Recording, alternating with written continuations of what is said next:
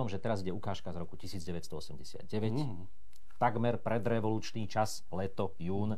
A skupina Tublatanka pre program Pionierska lastovička robí krásny rozhovor o svojej kariére, ktorá v tom čase, treba povedať, bola už závratná. Vtedy pravdepodobne ešte nikto nevedel, že už o pár mesiacov sa tá veľká aparatúra požičia na tie naše revolučné námestia. Aj pesnička, ktorá už v tom čase existovala, sa stane symbolom revolúcie. Pravda víťazí. No, ale teraz si ešte zaspomínajme na to, ako vyzerala stará Tublatanka v pôvodnom zložení. Nechajme im priestor a slovo. V májovej pionierskej lastovičke sme vyzývali divákov, aby nám napísali otázky pre túto skupinu. Prišlo ich neúrekom, nebudem zdržovať a začnem tou najfrekventovanejšou. Koľko máte rokov? Ty máš koľko rokov, Matko? Všetci máme rovnako rokov, máme 6 rokov. Narodili sme sa totižto 30. januára v roku 1983, kedy sa uskutočnil prvý koncert našej skupiny.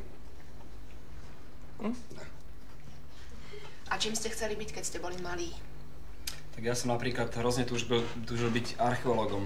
Dokonca som mama prinútila, aby mi kupovala knihy toho sa týkajúce. Ináč napríklad ja som veľmi túžil byť, keď som bol malý hokejistom.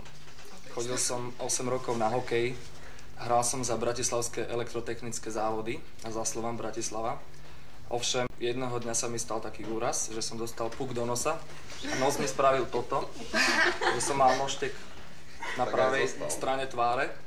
A potom ďalší úraz sa mi stal, že som dostal jeden silný bodíček a zlomila sa mi kľúčna kosť. Takže matka mi kúpila gitaru.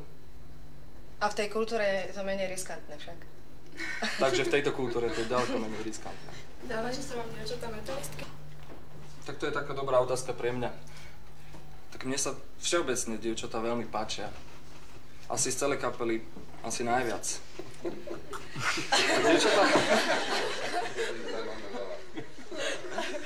Dievčatá metalistky to sú v podstate normálne dievčatá, ktoré si v deň koncertu dajú na seba texasky, dajú si prípadne nejaké heavy metalové pomôcky.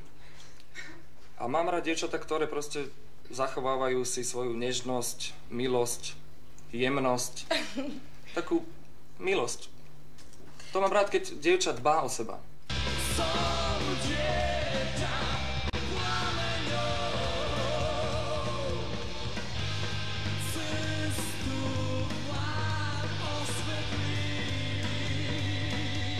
Stalo sa vám niekedy, že ste na koncerte mali málo ľudí? Tak mne sa to stalo vo sne, bolo to strašné, som sa zobudil nad ránom a neprijal by som si, aby sa to niekedy stalo, to bolo hrozné niečo. Ako sa Tublatanka pripravuje na rok 2000? No, okolo roku 2000 budeme mať štvrtstoročné výročie, tak plánujeme už teraz jeden mamutí koncert, akože 25 rokov Tublatanky.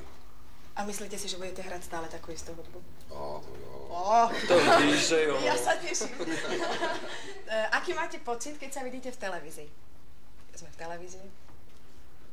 Pocit, snad dobrý. Niekedy som z toho trošku nervózny, keď sa vidím v televízii. Tak si uvedomím, že čo sa mohlo v televízii spraviť lepšie. Ale každý človek v podstate má v sebe kus exhibicionizmu. A každý človek by sa v podstate do tejto televízie rád dostal. Takže aj my sa radi vidíme v televízii. Aspoň ja osobne sa dosť rád vidím v televízii. Chlapci, ako je to s vami? Ja sa na to nedívam. Nelezí vám niekedy na nervy popularita? Neleze. Špalovi leze najviac. Dnes mám veľmi so svojím mestom, nejdem do baru, len tak chodím. Zdravíme oni známym gestom, práve odbilo 10 hodín. Ja sa dnes iba tu